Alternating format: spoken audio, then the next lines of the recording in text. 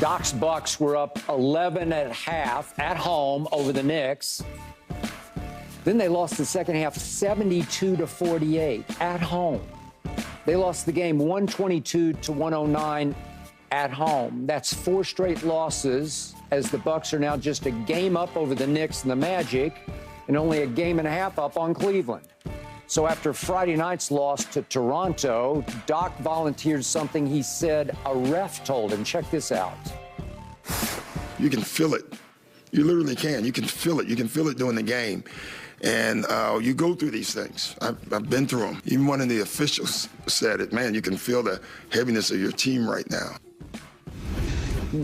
Feel the heaviness of your team. Interesting. So, Rachel, scale of 1 to 10, what's your playoff concern level for Milwaukee? I'm at a 7 or an 8, okay. And I think it's a little matchup dependent again. I mean, if they face Philadelphia or Miami in the first round, which they easily could, you are looking at 2 teams who think they can knock the Bucks off. They're going into that series with confidence. Miami just did it, and you know Joel Embiid and that group thinks that they can beat anybody right agree. now. So, look, I think that the concern is if they don't find that joy. What Doc is referring to is what Giannis was referring to after the game. He made all these motions in the post-game press conference. He's like, when's the last time I did this? When's the last time you saw, Chris Middleton do this? When's the last time you saw that fun, that joy? Pat Connaughton talked about it the other day. He goes, you know when we're at our best? We're best when Giannis is cracking up and making dad jokes and throwing chicken wings around. Like, this is a team that needs, like the Warriors when they were at their peak, they need that joy factor. It is real, right? You know, you've been on teams, and especially in a long 82-game season, plus the playoffs, which can be 3 months,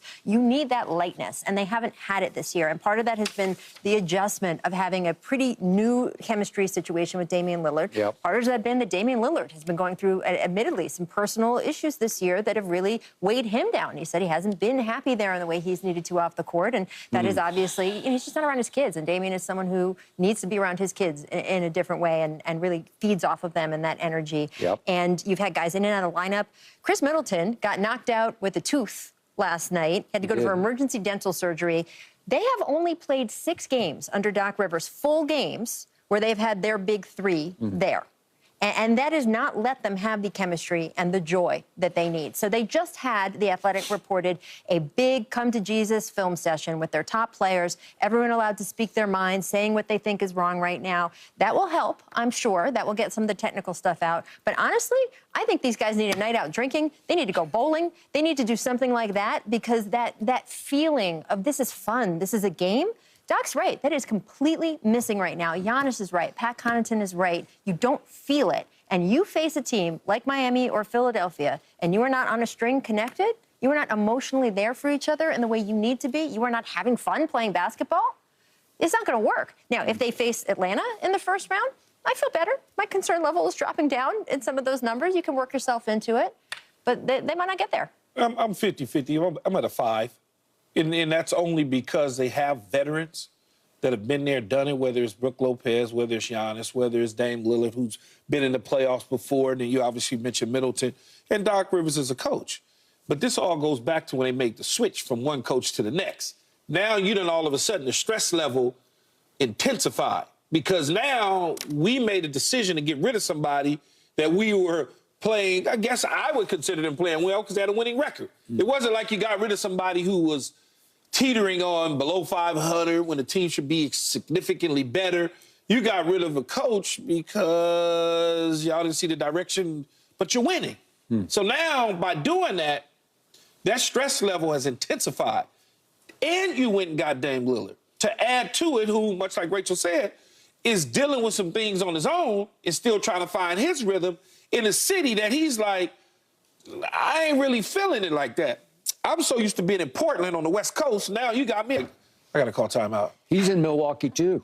Yeah. Yeah. By the way, Milwaukee can be lovely. No, they won a great. title, right? Like so it. people obviously are able to function in Milwaukee. We're not knocking the city. But I'm not knocking the city at all. I'm just saying, when you are somewhere that's new to you in a short order of time and you're asked to do something that, you're up against, you go feel a certain pressure. And I believe Dame is feeling that heat, Giannis is feeling the heat, and Doc is feeling the heat. The reason Giannis is feeling the heat because Giannis is the one that people going to go, you made the move from the coach. It's you. And then Dame's going to get it because Dame wanted to leave Portland after he couldn't win for so long in Portland. And then Doc is going to get it because he replaced the guy that was winning, but he should have still been in TV. So people going to say Doc to get the job. You know, that's just the reality of it. And so I think that they're about a 5 on my scale. I'm going to go to a 9. Woo.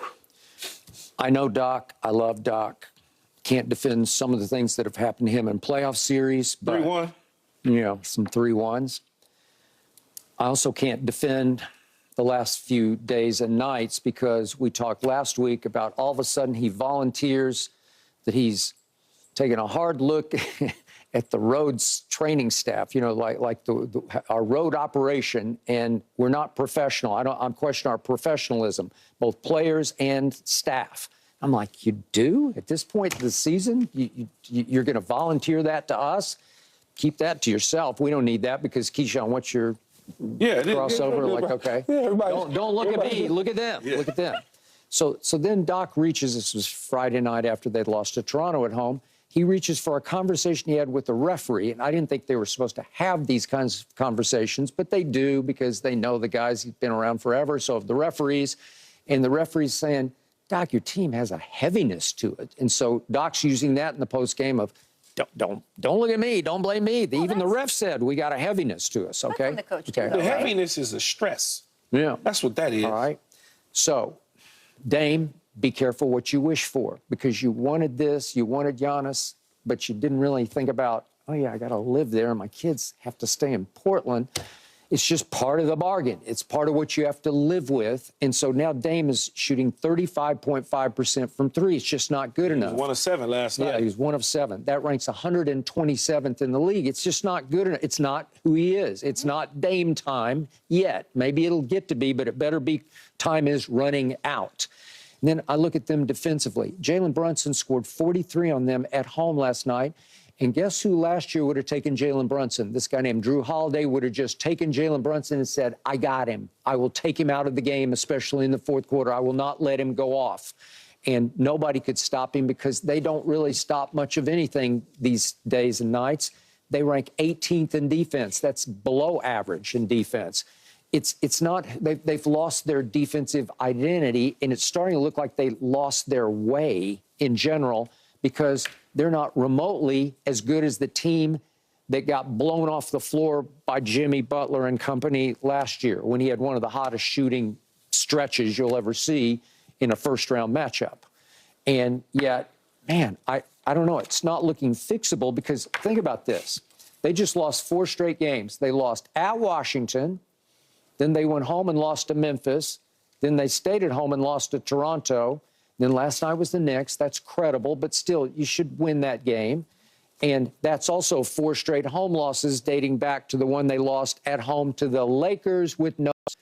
It's going from bad to worse at the worst time of the year, and it doesn't feel like it's fixable. It doesn't feel like Giannis keeps putting up Giannis numbers, but to your point, that there's no happiness to it. There's no joy to it. There's no momentum to it whatsoever.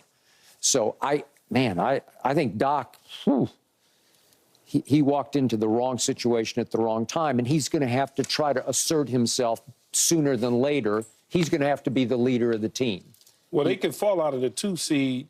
Oh, easy. Yeah, easy. I was looking at that. I was like, oh, gosh. But is that the worst thing in the world? No, Matchup-wise? No. I mean, look. I don't think they worry about matchups as much as we do. I do think that Doc Rivers has good touch with his players. I think he is a player's coach. That is what he is known as. And if the problem is, and you have to believe them, because Doc is saying it, Giannis is saying it, you've got role players on the team saying it. If the problem is they are not playing to have fun, they are not playing for each other, they are not having that camaraderie, that joy that they normally have, I would trust Doc to work on that more than I would a lot of other coaches. I agree with because that. He has that conviviality. He knows how to do that. Things can turn quick in professional sports, especially in the NBA. If they face a team in the first round who they are significantly talent-wise better than, and they start to get that, oh, man, yay, that was great, that was awesome. You know, Giannis gets, post-game presser, he's got his list of jokes, they do the thing.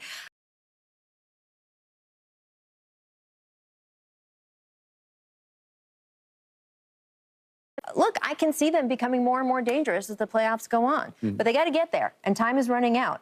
And I just think that having this big film session where people are venting, I think that's important. And one of the things that the players have said under Doc Rivers is that they've had those conversations more. They at least know their roles better. The defensive system is better than it was under Griffin. But that only gets you so far. You do need to treat basketball like it is fun, and they are not doing that right now. By the way, conviviality has never been uttered on this show before in its, what, 8-year history. Only Rachel could come up with that, and I give you high marks for that word. Thank you. I hope we hear it again soon. Word of the from you. day calendar. Yeah, Go for it. Conviviality. I like it. All right, we got to get back to what happened yesterday afternoon, because now it could be the springboard effect of Dawn Staley to the NBA.